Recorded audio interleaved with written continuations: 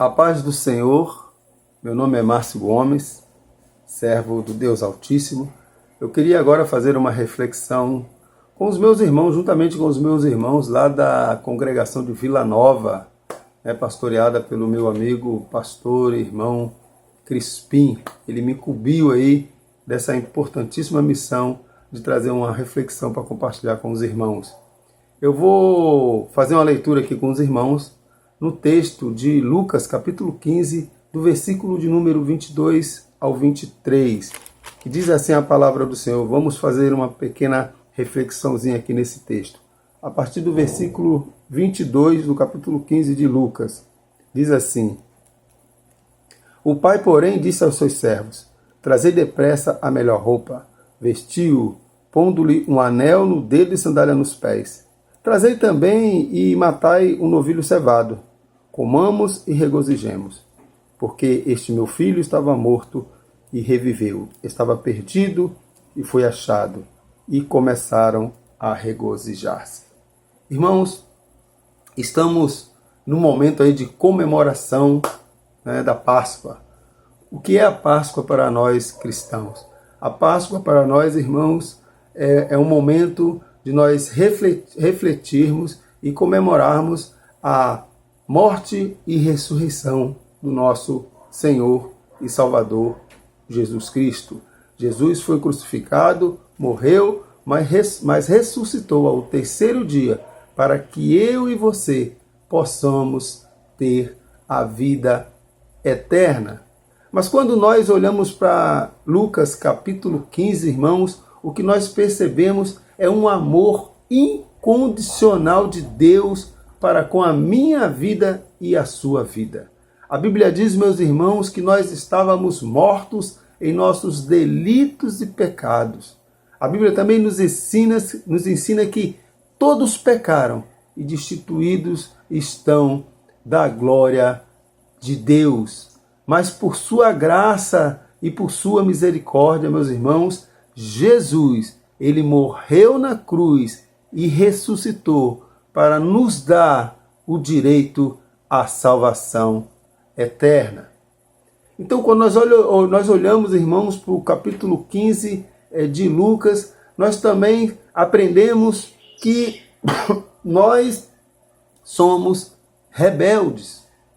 Aqui a parábola do filho pródigo, ela começa aqui no versículo 11 de Lucas, capítulo 15. Ela vai contar uma história de um homem que tinha 2 filhos. E o filho mais novo, ele pede parte da sua herança para ir embora, para ir curtir a vida, ir morar em outra cidade. Esse filho vai para outra cidade e lá nessa cidade ele vive de uma forma dissoluta. Ele começa a gastar o dinheiro em prostituição e muitas coisas que não agradam a Deus. Só que chega um momento, meus irmãos, que o dinheiro acaba.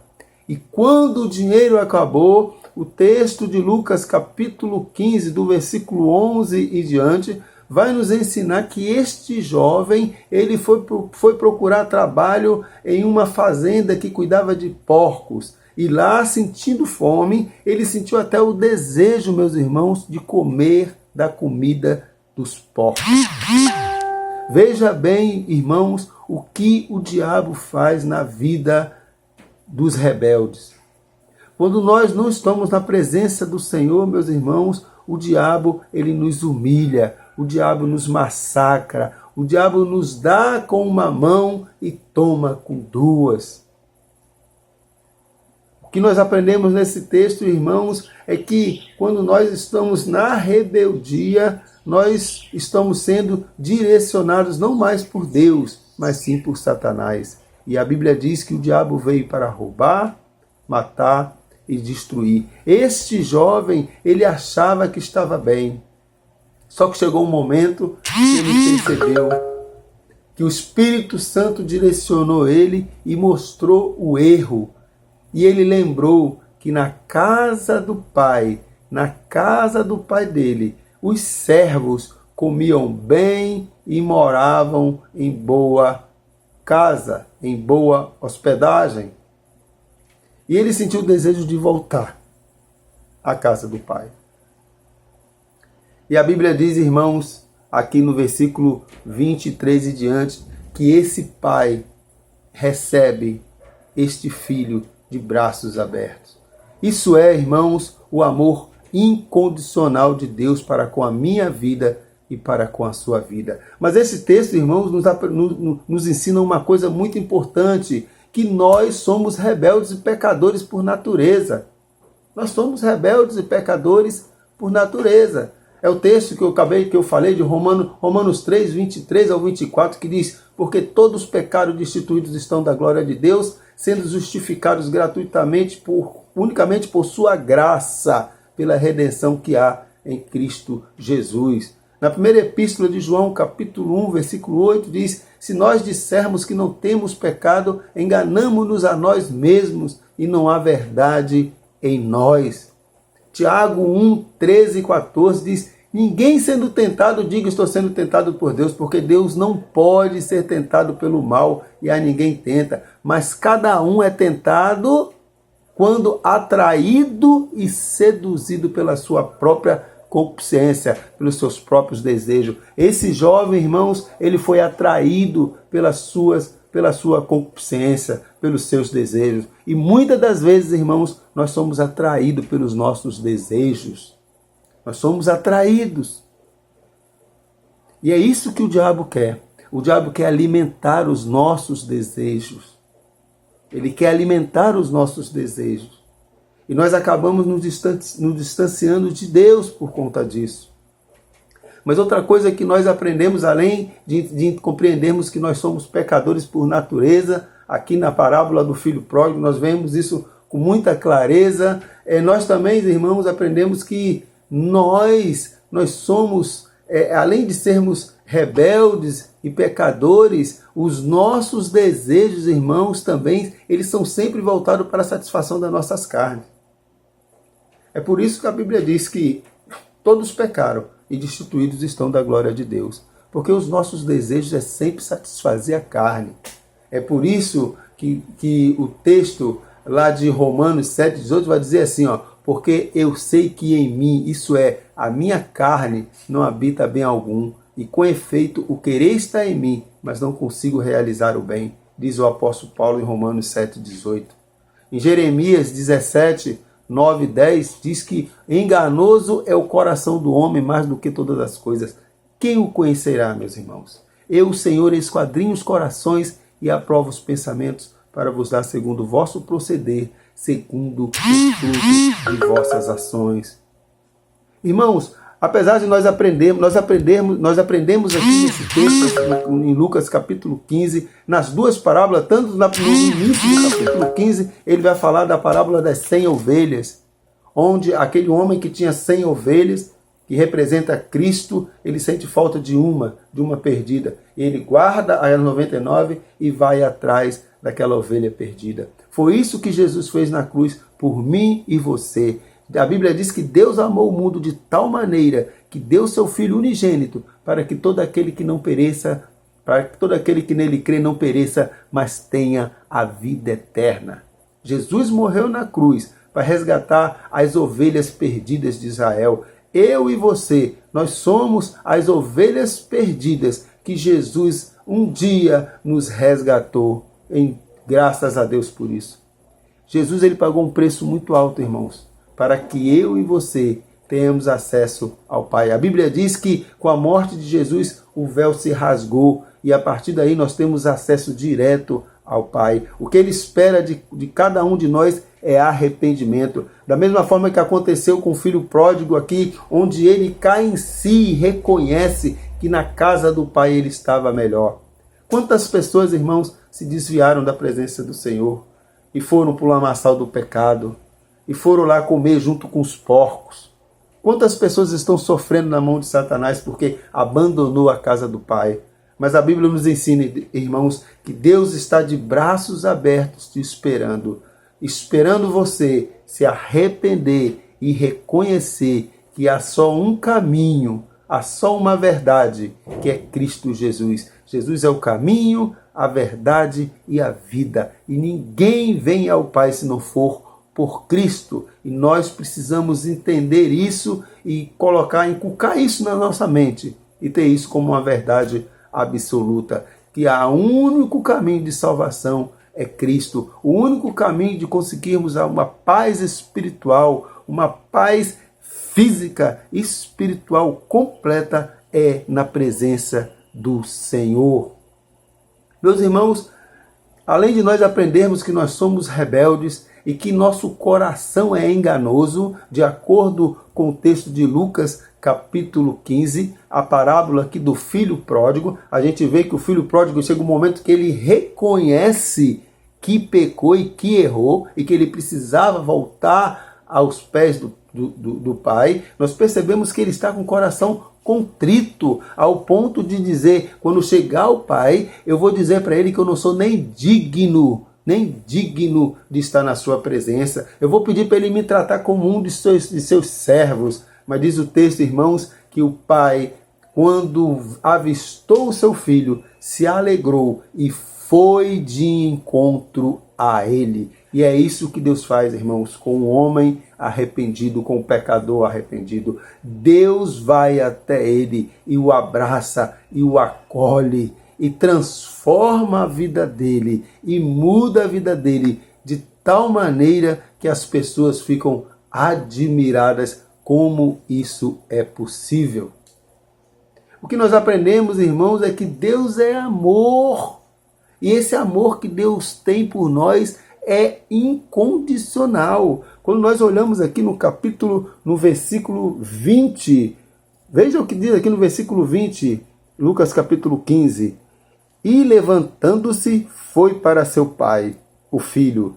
Vinha ele ainda longe, quando seu pai o avistou, e compadecido dele, correndo, o abraçou e o beijou. Irmãos, a primeira epístola de João vai dizer que se nós confessarmos os nossos pecados, ele é fiel e justo para nos purificar, para nos perdoar e nos purificar de toda injustiça. Jesus está de braços abertos, irmãos, assim como esse pai do filho pródigo estava ali de braços abertos, aguardando aquele filho rebelde. Olhando pelos olhos humanos, irmãos, nós poderíamos dizer, mas se eu fosse esse pai, não era para receber, ele não pegou a herança dele, para que receber? Para que receber?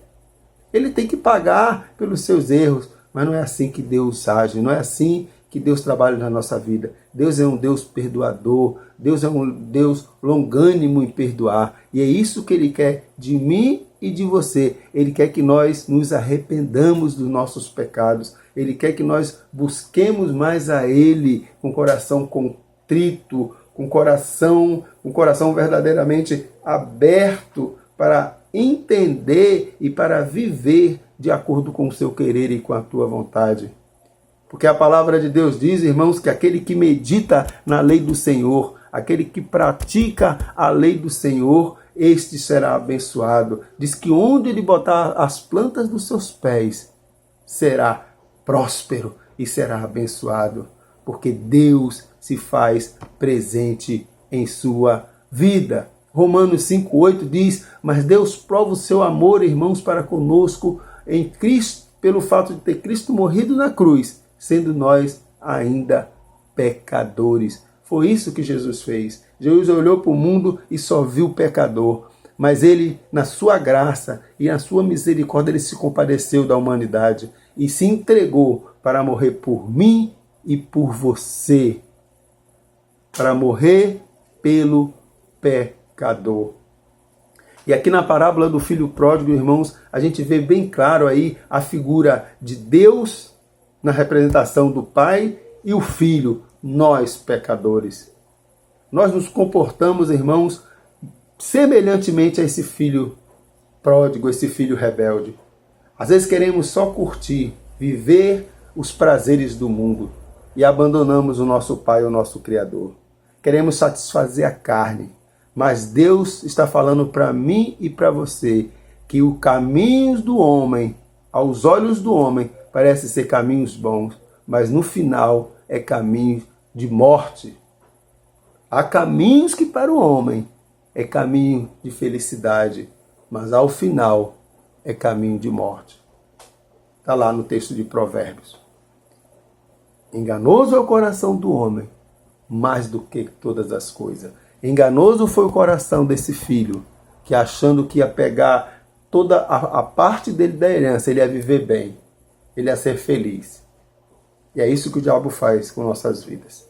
Quando nós nos desviamos, quando nós nos afastamos da presença do Senhor.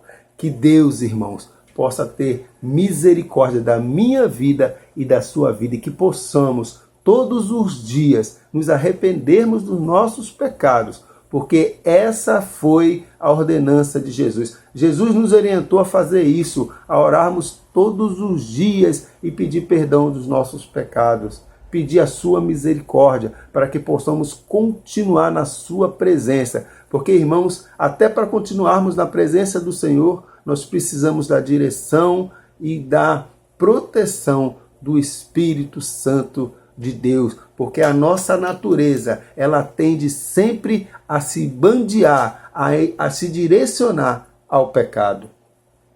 Por isso que Paulo vai dizer lá em Romanos capítulo 7, porque nem mesmo eu compreendo o meu próprio modo de agir. Esse filho pródigo, provavelmente, quando ele caiu em si, ele ficou pensando: Senhor, como é que eu fui capaz de fazer isso? Eu era tão feliz na casa do meu pai.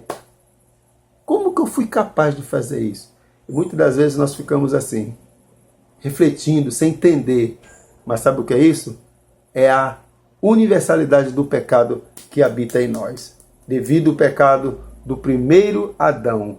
Mas louvado seja Deus, porque no segundo Adão nós conseguimos a vida eterna. Nós conseguimos nos afastar. Nós fomos resgatados lá do lamaçal do pecado, porque o segundo Adão, ele morreu na cruz e ressuscitou ao terceiro dia para nos resgatar, para nos salvar. Que Deus, irmãos, tenha misericórdia de nossas vidas e que possamos verdadeiramente sempre olhar para o Pai e nunca deixar os nossos prazeres, as nossas vontades, os nossos desejos humanos sobressair aquilo que Deus quer para a minha vida e para a sua vida. Que Deus tenha misericórdia de nós. Que Deus te abençoe. Que a graça de Deus, o amor, que a graça do Deus Pai, o amor de Jesus Cristo e as doces consolações do Espírito Santo esteja presente com cada um de nós, com cada um de você, com a tua família, com a tua cidade, com o nosso país. Que Deus nos abençoe em nome de Jesus. E um grande abraço aí para todos os irmãos da congregação de Vila Nova. Amém. Que Deus nos abençoe.